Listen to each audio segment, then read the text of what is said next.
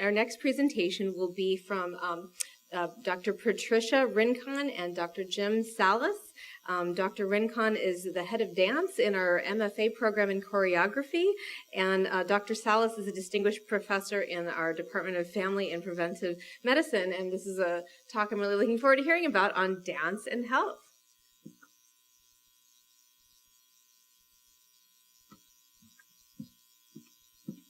Good afternoon.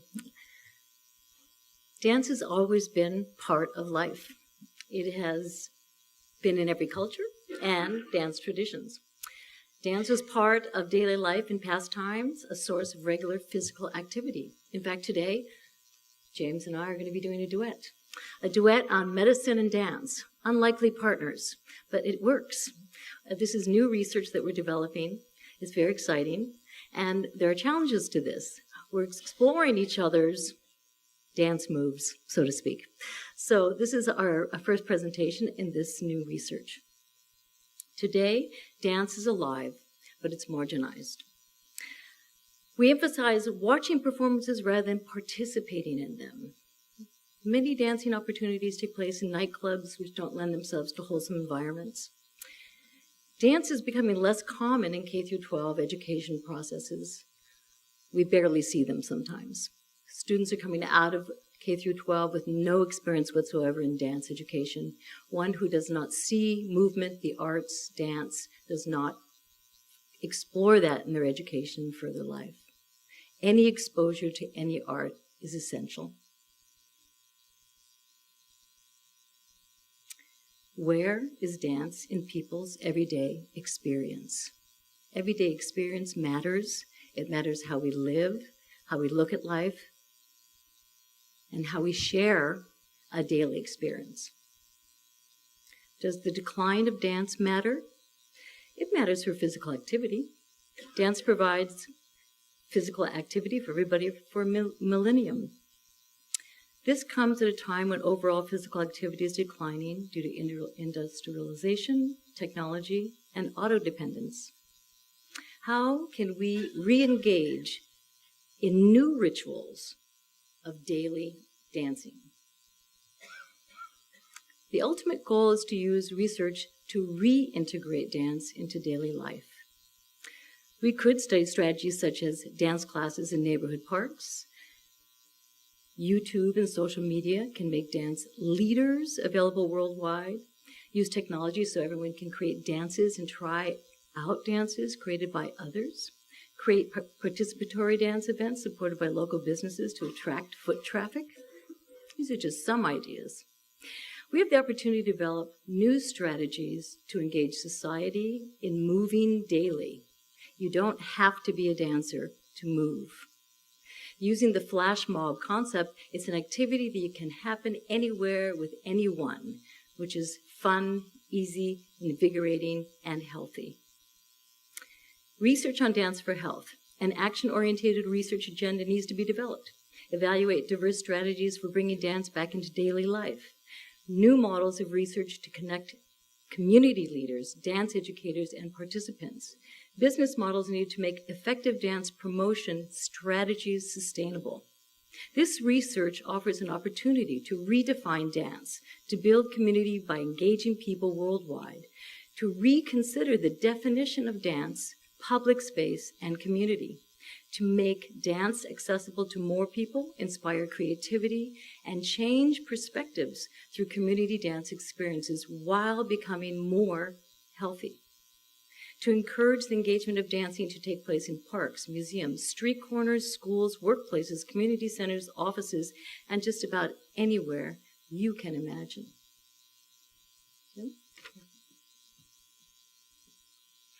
So, is this really important? And I would say that the fact that physical inactivity is the fourth leading cause of death worldwide makes this important. That there's a universal, ancient practice of dance that we are losing creates an opportunity for us to bring that back and help solve this problem that we see not only in the developed world, but in lower and middle income countries too. because you can, as you can see,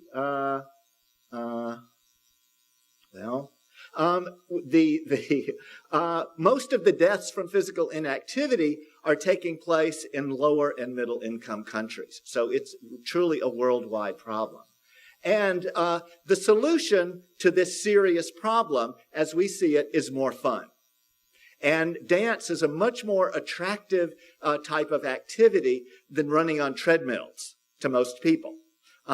Because there are infinite forms, and you can certainly find something that appeals to you. You can use your whole body and avoid overuse injuries. It can be a platform for creativity that people can share with each other. And you get bonus social and mental health benefits from doing this as well.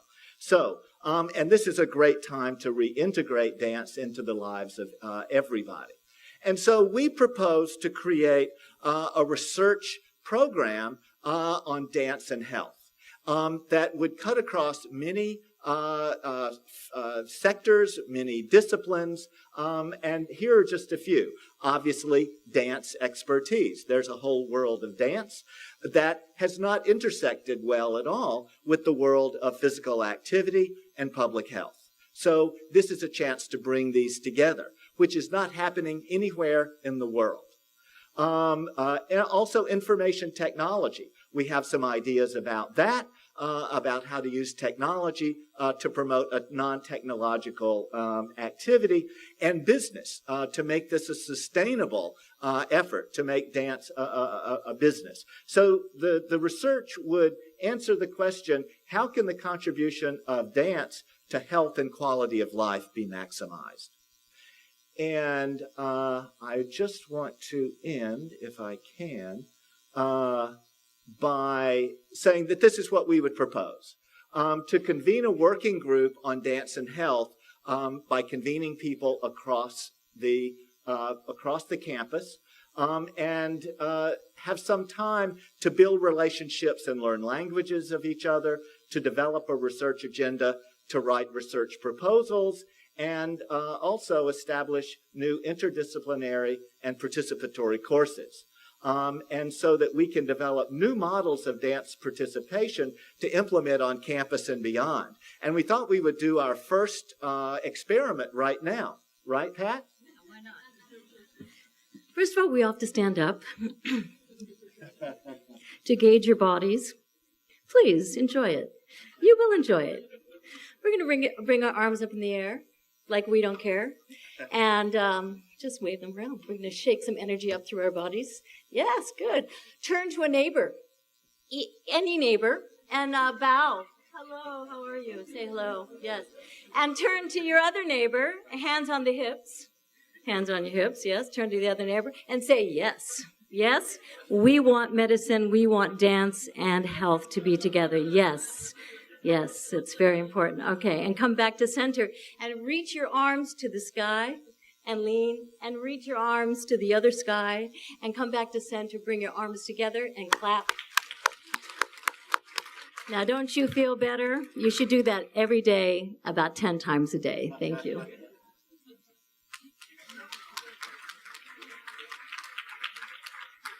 Well, that's awesome. That's outstanding. This is so exciting. It's something that seems so intuitive, but no one has done this before. It seems like there could be so many benefits. I'm just curious of what would be some of the specific kinds of proposals that you have in mind of things you'd like to study from a public health angle. Just a couple of ideas. One would be a thing to start with is how active are people in different kinds of dances? And this is something we've started to look around. But we're really wanting to move society forward and to look for opportunities to mainly evaluate new strategies to reintegrate dance. So as Patricia was talking about, providing dance classes in public places, marketing those, and seeing what we could do. We would like to try to convince business owners or people that run shopping districts or main streets to sponsor dance events as a way to attract people to come in, have a good time, and create foot traffic that might generate their business. We see this as a potential model. So maybe there's people listening in the School of Management here might be interested in that. A couple of ideas. Great. Other questions or thoughts?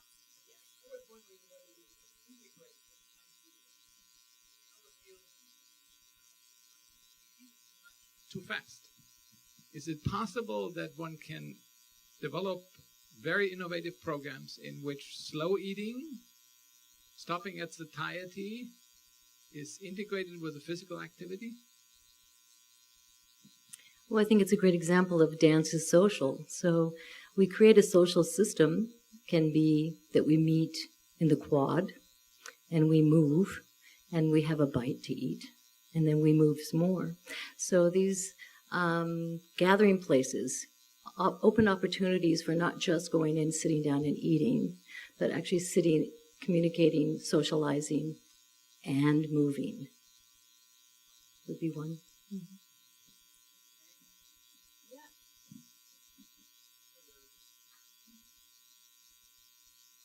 There are very many different types of dance styles in the world. And have you thought about thinking that maybe there's different types of dances might help with different conditions and how you might study that? Absolutely. So another discipline to bring in might be physical therapy, right? And so knowing the limitations or conditions that might limit movement, and to bring that to a dance instructor and say how to make physical therapy more enjoyable. So that might be one way to look at it.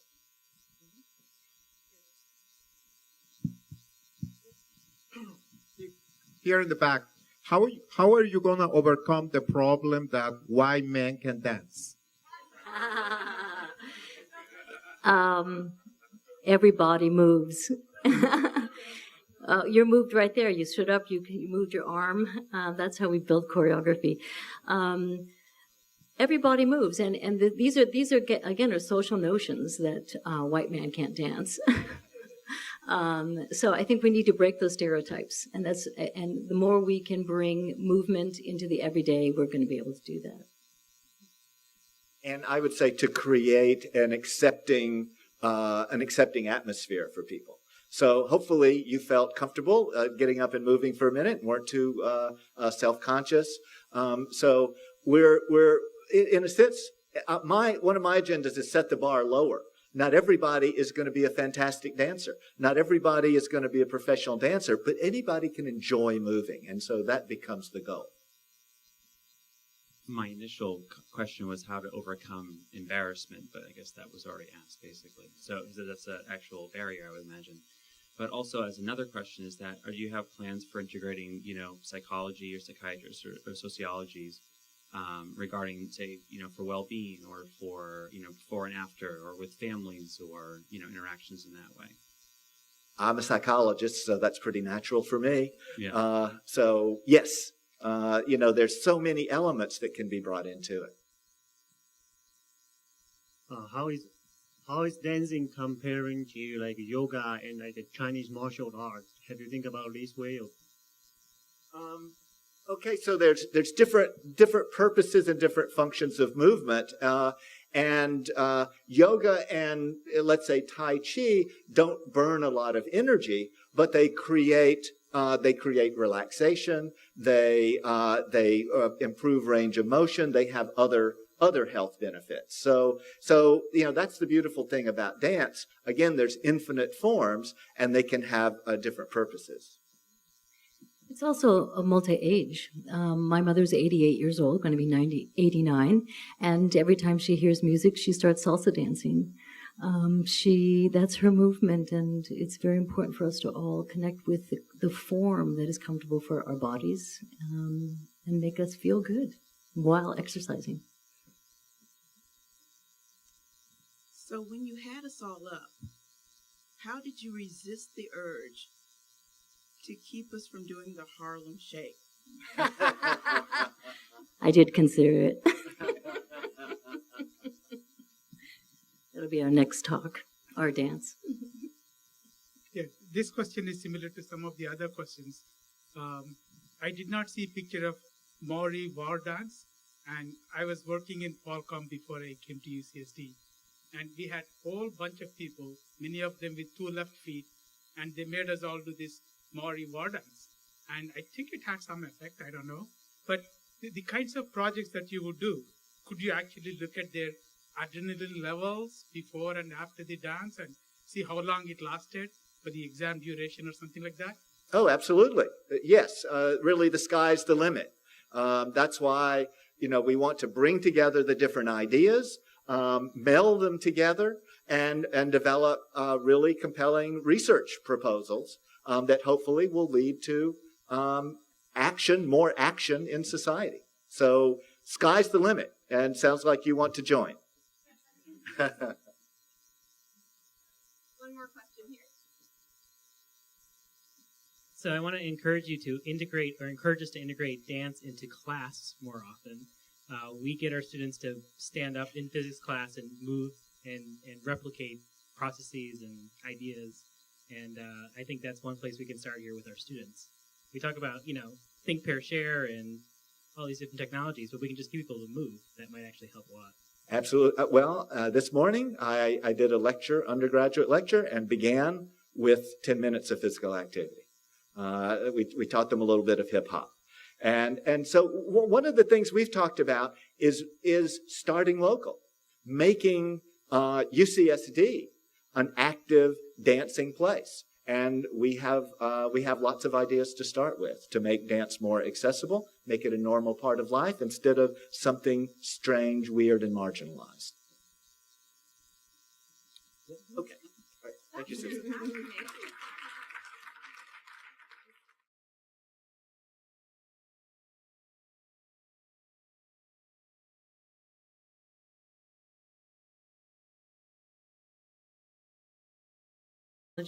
And auto-dependence. How can we re-engage in new rituals of daily dancing? The ultimate goal is to use research to reintegrate dance into daily life. We could study strategies such as dance classes in neighborhood parks. YouTube and social media can make dance leaders available worldwide. Use technology so everyone can create dances and try out dances created by others. Create participatory dance events supported by local business. Dance has always been part of life. It has been in every culture and dance traditions. Dance was part of daily life and pastimes, a source of regular physical activity. In fact, today, James and I are going to be doing a duet on medicine and dance. Unlikely partners, but it works. This is new research that we're developing. It's very exciting, and there are challenges to this. We're exploring each other's dance moves, so to speak. So this is our first presentation in this new research. Today, dance is alive, but it's marginalized. We emphasize watching performances rather than participating in them. Many dancing opportunities take place in nightclubs which don't lend themselves to wholesome environments. Dance is becoming less common in K-12 education processes. We barely see them sometimes. Students are coming out of K-12 with no experience whatsoever in dance education. One who does not see movement, the arts, dance, does not explore that in their education in further life. Any exposure to any art is essential. Where is dance in people's everyday experience?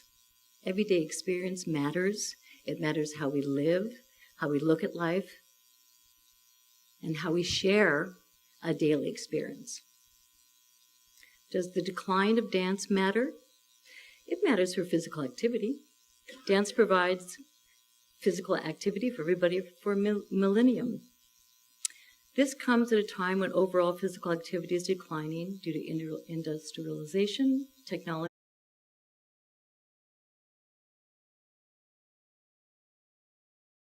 Our next presentation will be from Dr. Patricia Rincon and Dr. Jim Salas.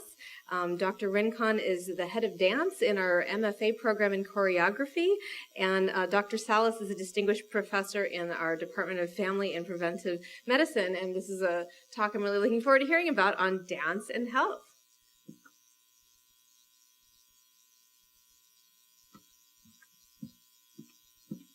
Good afternoon.